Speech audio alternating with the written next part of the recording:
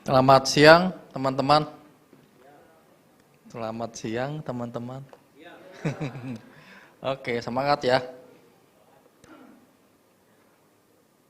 Ya, minggu ke-3 Januari 2023. Ya. Firman Tuhan hari ini adalah boleh ditampilkan langsung.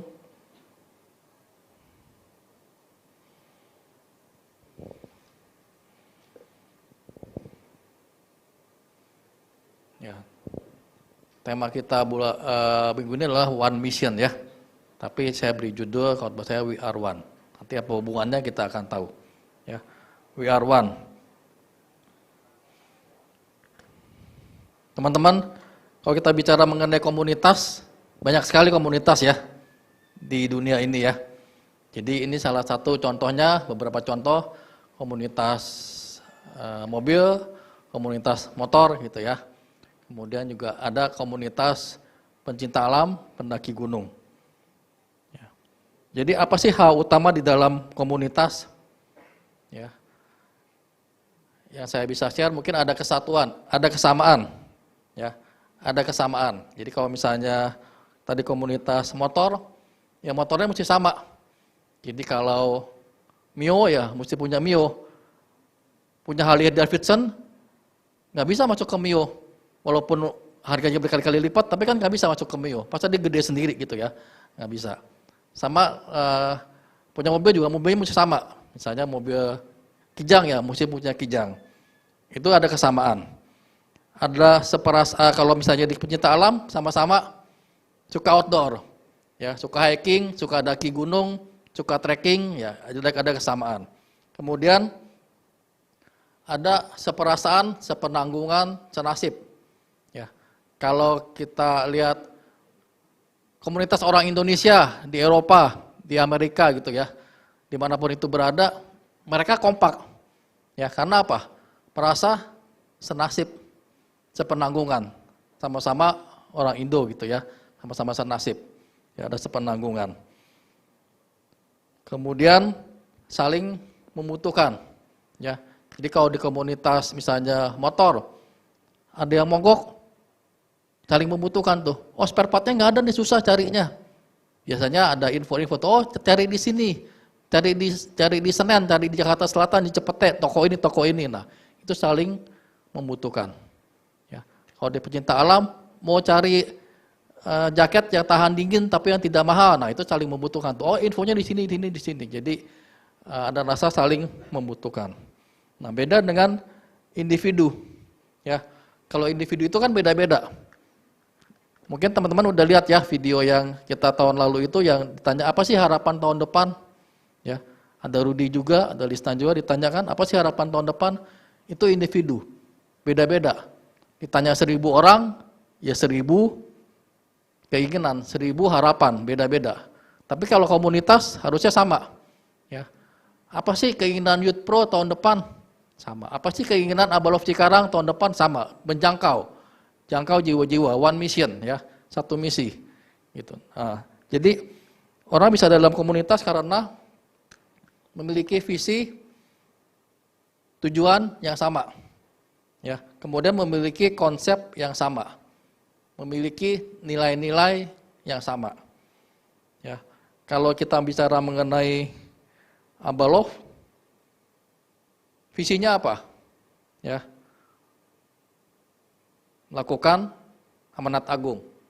Ya, kemudian di breakdown, dibikin dengan kalimat sendiri seperti ini. Teman-teman semua tahu ya visi Abalof ya. Kita baca sama-sama. 1, 2, 3. Menjadi murid Kristus melalui komunitas sejati yang memancarkan gerakan kasih Bapa surgawi untuk menghadirkan kerajaan Allah dalam setiap bidang kehidupan. Hafal nggak? Sekali lagi tanpa lihat teks, bisa? 1, 2, 3. Menjadi murid Kristus melalui komunitas sejati.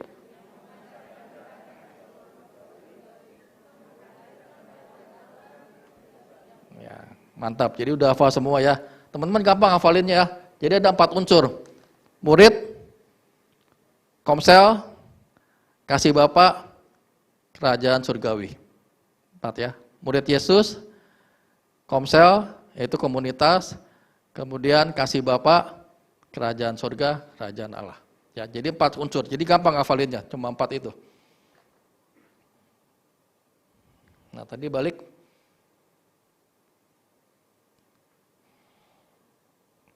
Ya, jadi memiliki visi, tujuannya sama, yaitu melakukan amanat agung. One mission, satu misi. Ya. Kemudian konsepnya apa? Kalau di Abaloh. Yang ada beberapa ya, tapi saya bagikan 2 aja cukup. Kepemimpinan majemuk, multi leader. Ya, di Youth Pro ada Rudy, Fang, Fendi. Di Komsel ada tim PKS. Di Pijar ada 3 orang juga. Ya, jadi dilihat ada beberapa orang juga. Di KK ada beberapa orang juga. Jadi kita tidak menganut kepemimpinan tunggal. Kenapa teman-teman?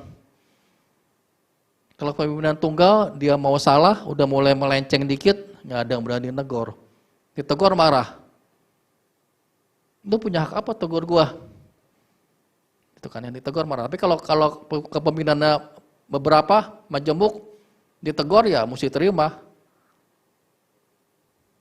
Rudy, kayaknya udah mulai sombong dah. Yuk kita doa puasa bareng yuk, gitu-gini. Sombongnya kenapa? Tadi waktu gini-gini lah, jadi bisa mulai tegur. Terus, kayaknya kamu gini-gini dah, kayaknya kamu sudah mulai begini, kayaknya sudah tidak rendah hati lagi. Nah, jadi bisa ditegur. Ya, kita banyak dengar pemimpin-pemimpin bahkan hamba-hamba Tuhan yang udah level internasional banyak jatuh karena dia berdiri sendiri, teman-teman. Tidak ada yang berani negur, akhirnya jatuh. Ya. Jadi kita memiliki konsep kepemimpinan majemuk, multi leader. Kemudian apalagi? Yang kedua mungkin networking, ya.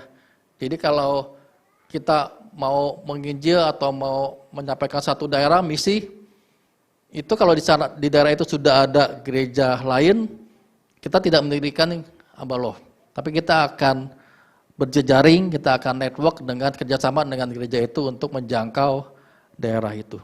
Ya. Tujuannya supaya tidak terjadi perpecahan. Sudah ada gereja, kita bangun lagi ya pecahlah. Maksudnya pasti akan konflik. Kecuali di daerah itu belum ada gereja, mungkin kita akan bisa mendirikan. Ya. Jadi kita akan network dengan tubuh Kristus yang lain. Ya. Itu beberapa konsep ya, contoh konsep. Kemudian nilainya apa? Ini juga ada beberapa nilai, tapi yang utama adalah hamba dalam kasih Kristus. Nilai yang utama yang kita anut adalah hamba dalam kasih Kristus. Ya pasti kalau kita ngomong hamba dalam kasih Kristus akan mencakup nilai-nilai yang lain. Ya, rendah hati, lemah lembut, tegas, kasih dan lain-lain. Nah, hamba dalam kasih Kristus itu ayatnya ada di Filipi 2, 5 sampai 8. Hendaklah kamu dalam hidupmu bersama menaruh pikiran dan perasaan yang terdapat juga dalam Kristus Yesus, yang walaupun dalam rupa Allah tidak menganggap kesetaraan dengan Allah itu sebagai milik yang harus dipertahankan, melainkan telah mengosongkan dirinya sendiri dan mengambil rupa seorang hamba dan menjadi sama dengan manusia. Dan dalam keadaan sebagai manusia ia telah merendahkan dirinya dan taat sampai mati, bahkan sampai mati di kayu salib. Ya. Jadi dari ayat ini kita ada beberapa poin yang kita bisa ambil. Yang pertama adalah pikiran dan perasaan Kristus. Ya. Pikiran dan perasaan Kristus. Biasanya kalau pikiran kita sendiri dari mana teman-teman? Kalau kita memiliki pikiran, perasaan kita sendiri, biasanya ada 3 ya, kita tahu ya. Berasal dari ego kita sendiri. Yang kedua berasal dari iblis. Yang ketiga berasal dari Kristus. Jadi yang kita mau pikiran dan perasaan yang berasal dari Kristus. Ya. Kemudian ada juga di sini hamba, ya, mengambil rupa seorang hamba. Dikatakan mengambil rupa seorang hamba, ya, bukan mengambil rupa seorang pemimpin jemaat, mengambil rupa seorang CEO. Mengambil rupa seorang bisnismen. Bukan teman-teman. Ya, tapi hamba mengambil rupa seorang hamba. Kalau kita bicara mengenai hamba apa sih? Tidak punya hak. Kalau kita ngomong zaman dulu ada budak nggak punya hak sama sekali teman-teman. Ya, disuruh apa? Yang lakukan. Kemudian ketaatan total. Ya, jadi kalau kita dengar kata hamba, dua hal ini, tidak punya hak dan ketaatan total. Ya, nah Yesus itu mengambil rupa seorang hamba sehingga dia tidak punya hak, dia taat, bahkan sampai mati di kayu salib. Itu ketaatan. Kemudian dikatakan juga merendahkan diri. Bukan merendahkan hati, teman-teman. Rendah hati, oh iya rendah hati. Tapi yang susah apa? Merendahkan diri. Merendahkan diri itu apa? Harus siap diinjak-injak, dihina, dilecehkan, itu merendahkan diri. Beda dengan rendah diri ya. Itu merendahkan diri. Yesus itu apa sih? Dia kurang apa sih yang dia alami? Semua dia alami, pelecehan, dipukul, disiksa, ditindas, semua dia alami. Sampai karena dia merendahkan diri.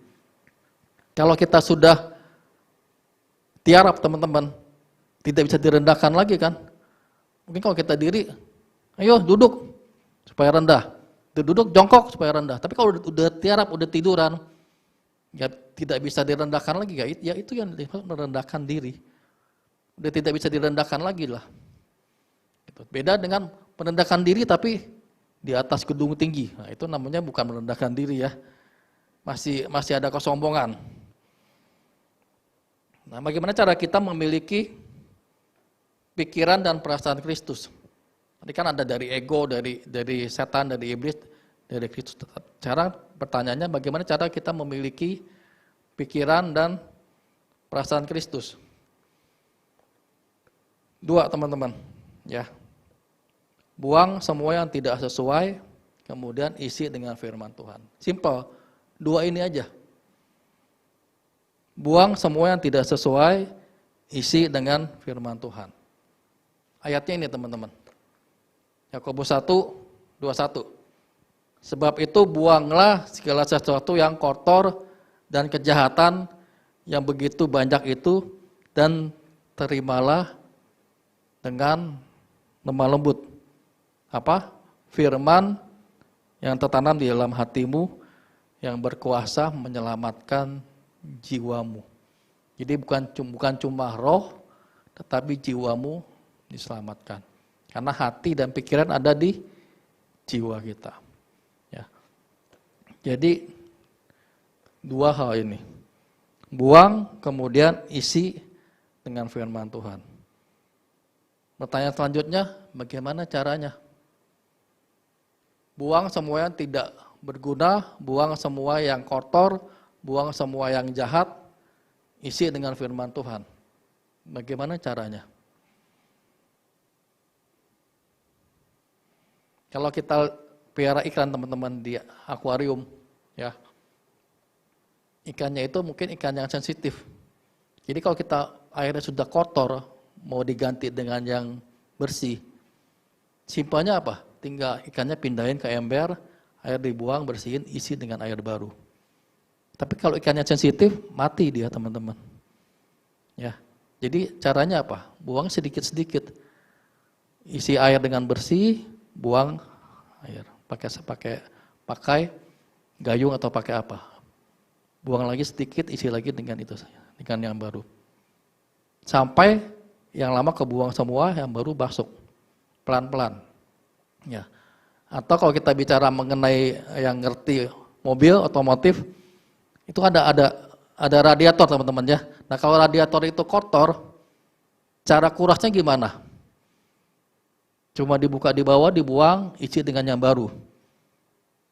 Tidak bersih semua teman-teman. Itu ada air yang masih di mesin, di mana-mana di saluran, di pipa, itu tidak kebuang, masih kotor. Jadi cara yang benar, dibuka, radiator atas, tutupnya dibuka di bawah, pakai selang, diisi dengan air bersih, kemudian mesin dinyalain teman-teman. Ketika mesin nyala, itu sirkulasi jalan, tapi karena di bawah dibuka, jadi yang lama kebuang, yang baru ngisi terus, kemudian dia masuk ke saluran mesin, ke saluran yang sempit-sempit dia masuk semua, sampai dia buang yang kotor.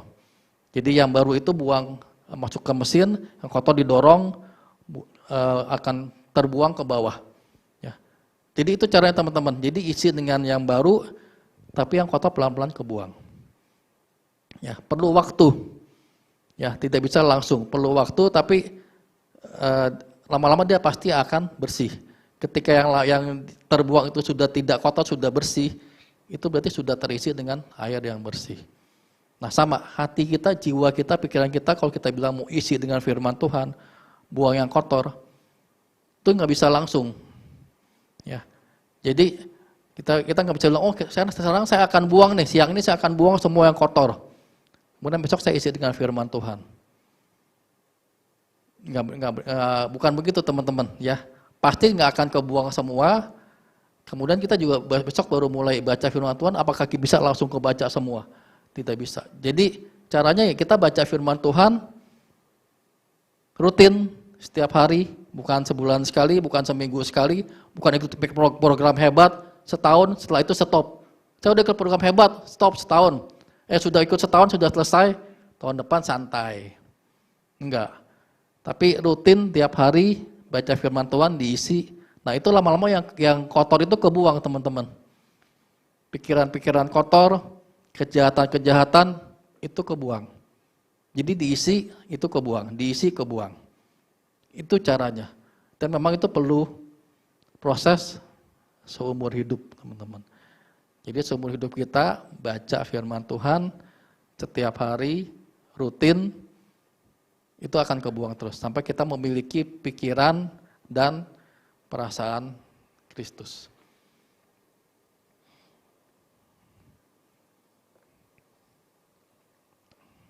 Jadi parameternya apa teman-teman?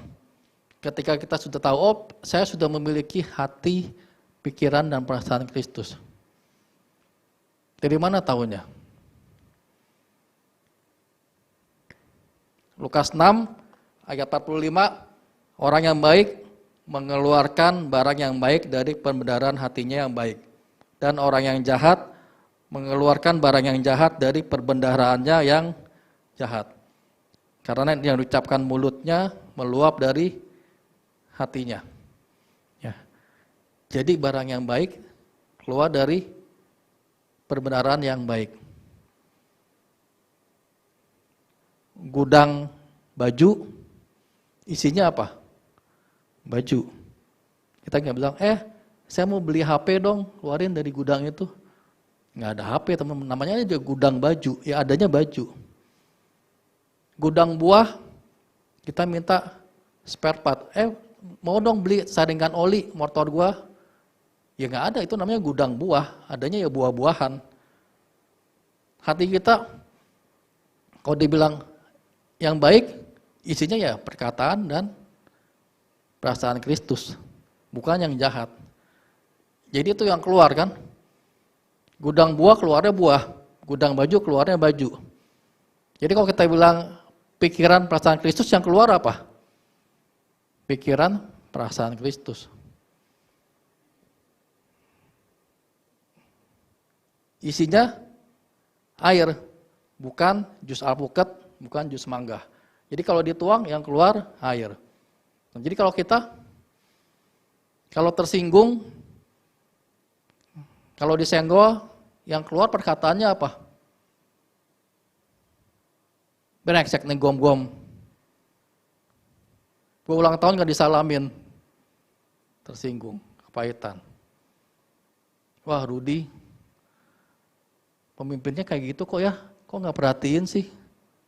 Yang keluar apa? Kepahitan. Nah, apakah itu pikiran perasaan Kristus? Berarti belum terisi dengan baik.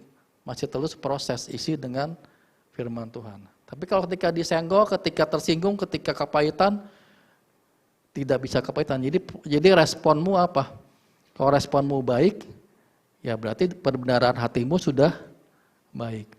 Kalau responmu yang keluar tidak baik, ya isi hatimu belum baik. Ya, makanya terus isi, sampai itu pelan-pelan keluar. Yang tidak baik itu keluar, yang kotor itu keluar. Tidak ada cara lain teman-teman, tidak bisa instan.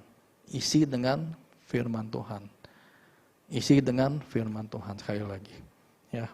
Jadi tidak bisa instan. Sama seperti saya pernah katakan ya di SPK, kalau botol itu botol beling kan ya, diisi dengan kawat, sampai kawatnya masuk semua padat, kemudian botolnya dipecahkan, sisa kawat doang, bentuk kawatnya apa? Masih bentuk botol, nggak bisa langsung lurus. Jadi perlu lurusnya apa? Perlu waktu kan? Jadi kalau kita mau luruskan kawat, ya pelan-pelan diluruskan. Nggak bisa langsung begitu botolnya dipecahin, manusia lama dipecahan, manusia barunya, ya sifat-sifat kita masih manusia lama.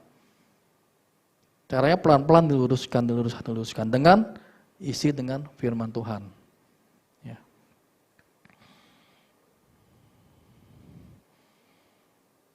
Nah tadi kita bicara mengenai merendahkan diri. Teman-teman, perbedaan itu musuh kesatuan bukan? Bukan ya. Kalau kita ngomong satuan itu mesti sama, ya itu namanya seragam gitu, atau robot, semuanya sama. Jadi perbedaan bukan musuh kesatuan. Jadi musuh kesatuan apa?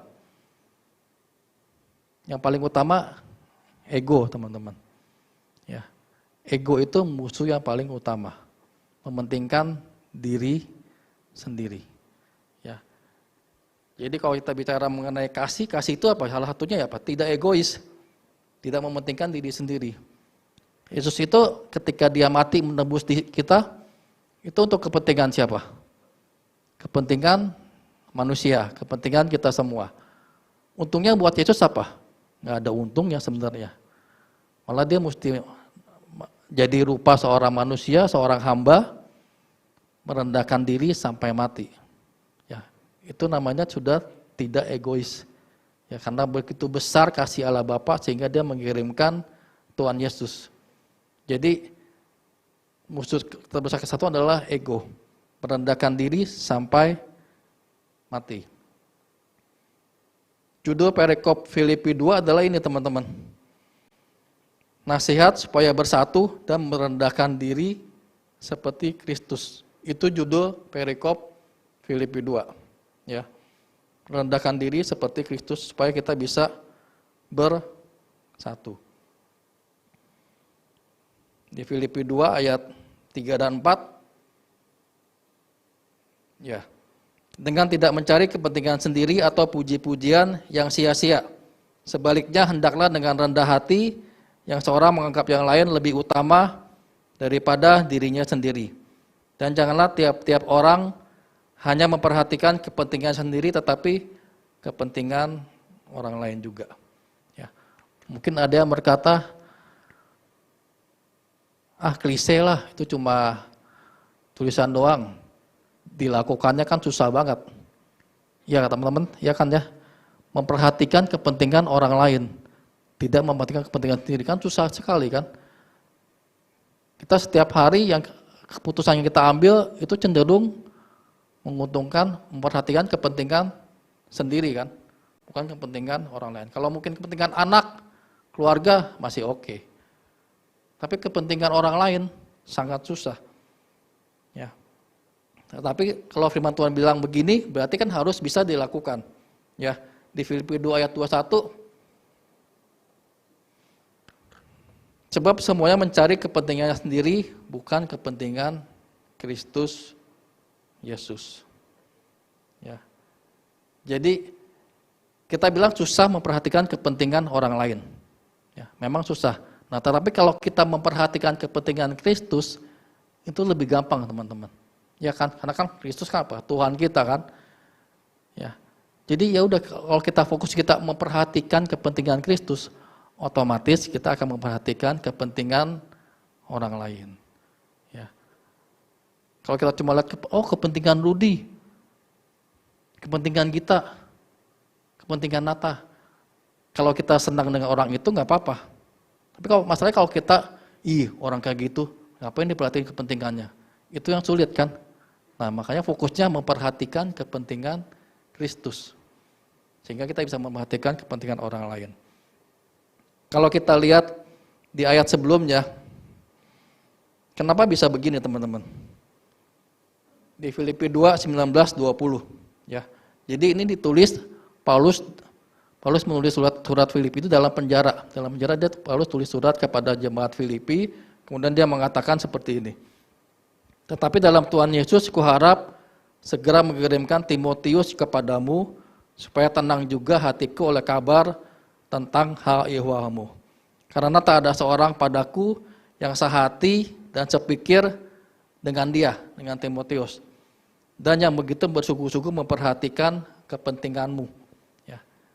Jadi Paulus mengatakan ini, dibilang tidak ada seorang padaku yang sehati dan sepikir. Jadi bukan cuma jemaat biasa, tapi juga pelayan-pelayan Tuhan nih. Ya, jadi pekerja-pekerja yang bekerja sama dengan Paulus bilang tidak ada seorang pun dari semua pekerja-pekerja pemimpin-pemimpin kecuali Timotius yang sehati sepikir dengan aku, dengan Paulus, memperhatikan kepentinganmu. Baru kita masuk ke ayat 21 tadi. Sebab semuanya mencari kepentingan sendiri. Jadi sudah pekerja, sudah level pemimpin, tetap mencari kepentingan sendiri. Kecuali Timotius. Ya, karena Timotius apa? Mencari kepentingan Kristus Yesus. Jadi Timotius bisa memperhatikan kepentingan orang lain. Ya, jadi kuncinya memperhatikan kepentingan Kristus Yesus. Nah, pertanyaan selanjutnya, apa sih kepentingan Kristus? Ya, jadi bukan memperhatikan kepentingan sendiri, memperhatikan kepentingan orang lain. Kita harus memperhatikan kepentingan Kristus. Pertanyaannya, apa sih kepentingan Kristus yang harus kita perhatikan, yang harus kita cari?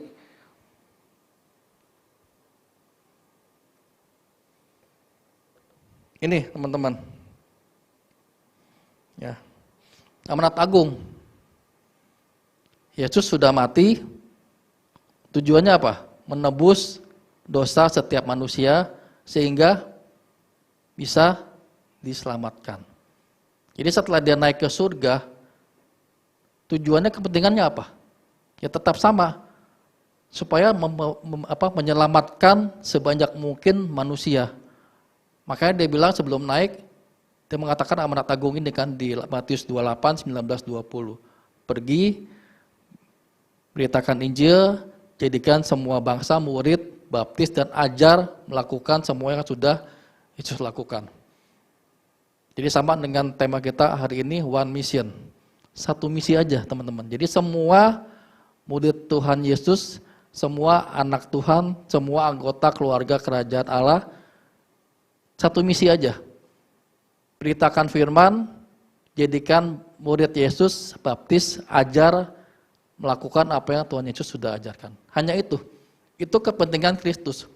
Kalau kita sudah melakukan kepentingan Kristus, maka otomatis yang lain-lain kita akan lakukan. Kepentingan orang lain, lemah lembut, kasih, tidak egois, itu pasti akan kita lakukan.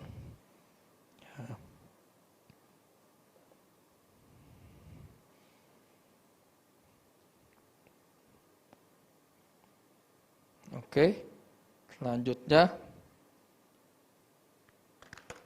filosofi Herzog. Pernah ada yang dengar filosofi Herzog? Ya, tapi sebelum saya jelaskan, kita lihat dulu satu klip, boleh ditampilkan.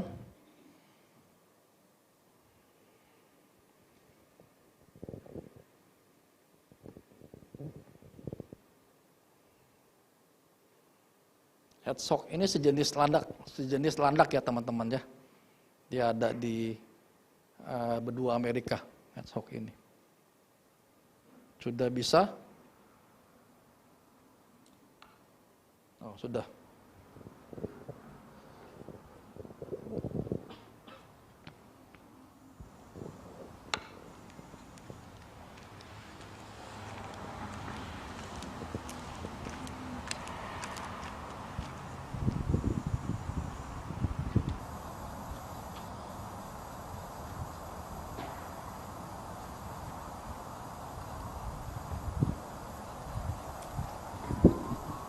Everyone has heard stories of friendships, but no one has heard a story quite like this one.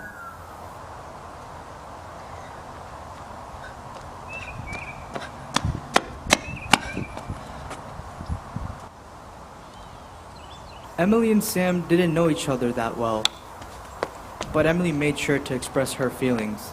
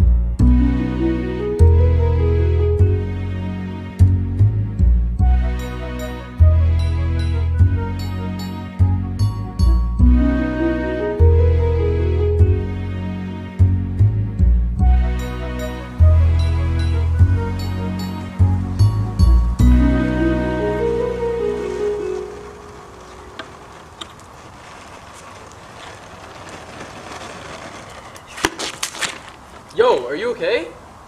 Do you need any help? Is there someone I could call? How badly are you hurt?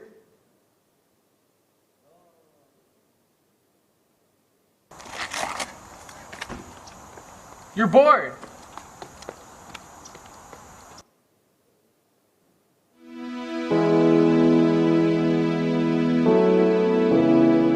Emily was embarrassed, but she was mostly disappointed that she saw Sam's true colors since he didn't help her up. But there was much more than she thought.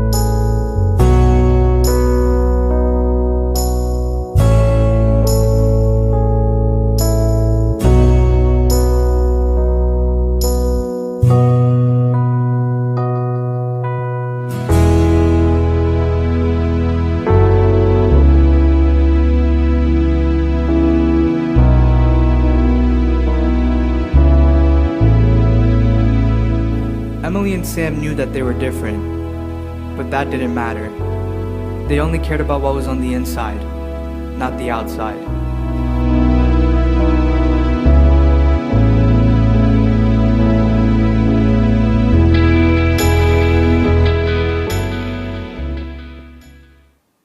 Ya, jadi Emily dan Sam beda secara fisik ya. Emily itu bisu tuli, Sam itu lumpuh.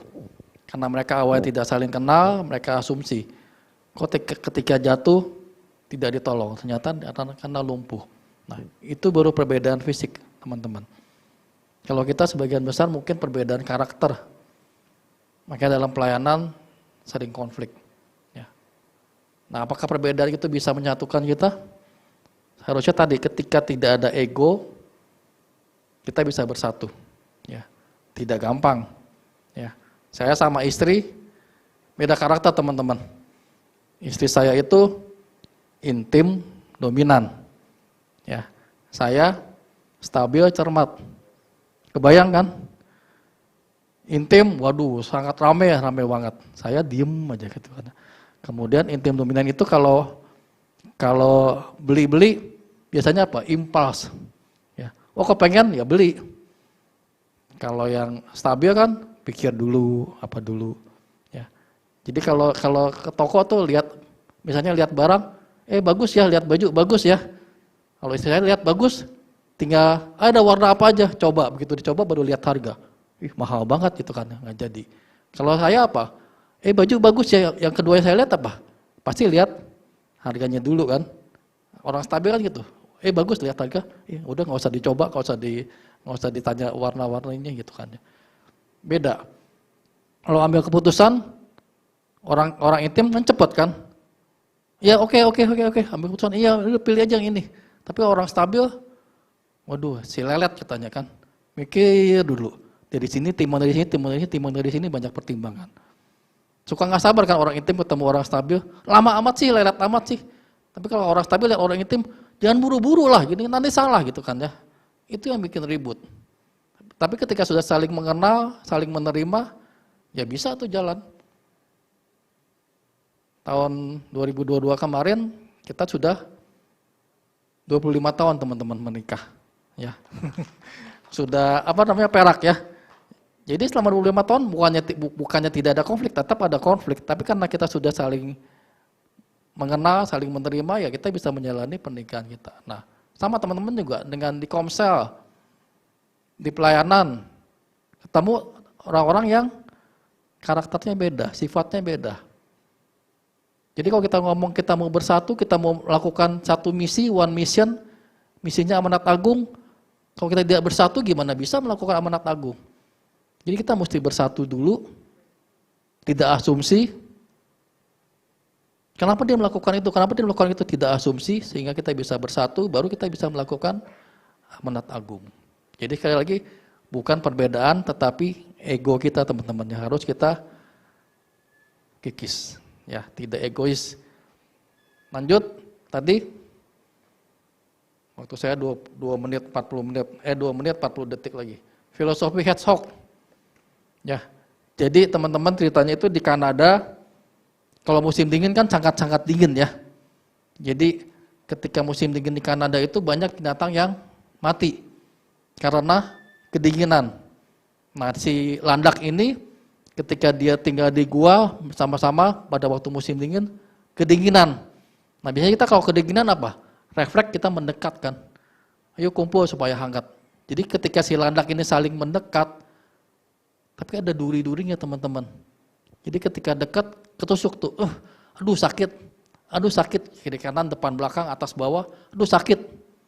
Ketika sakit, mereka refleks pisah lagi. Tapi ketika berpisah, kalau dekat-dekat kan sakit, jadi mereka pisah.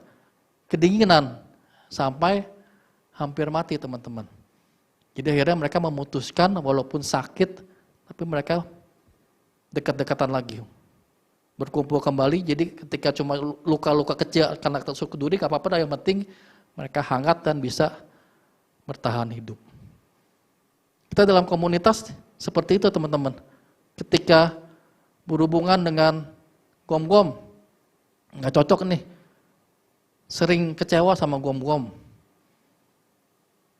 sering kecewa sama Onong, sering kecewa sama Gita. Akhirnya kita menjauh. Tapi akhirnya tidak bisa bersatu. Ketika kita mau melakukan amanat agung, one mission, kita mesti bersatu. Jadi walaupun cuma sedikit luka, nggak apa-apa lah. Namanya ada perbedaan. Tapi ketika respon kita benar, ya kita bisa bersatu. Ya. Jadi sedikit luka-luka teman-teman itu saling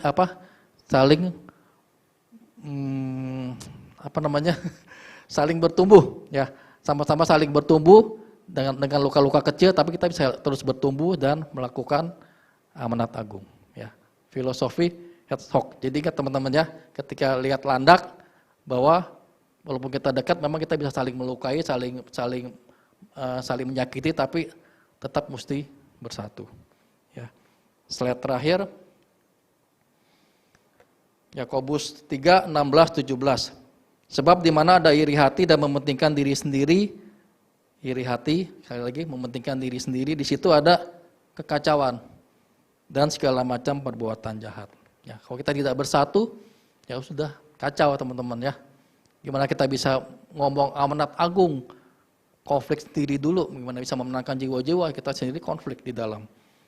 Tetapi hikmat yang dari atas adalah pertama-tama murni, selanjutnya pendamai, peramah, penurut, penuh belas kasihan, dan buah-buah yang baik, tidak memihak dan tidak munafik. Ya, jadi ini yang kita mau capai. Ya. Tidak mementingkan diri sendiri, mengedepankan kepentingan Kristus sehingga kita bisa bersatu dan melakukan one mission, amanat agung. Kita berdoa.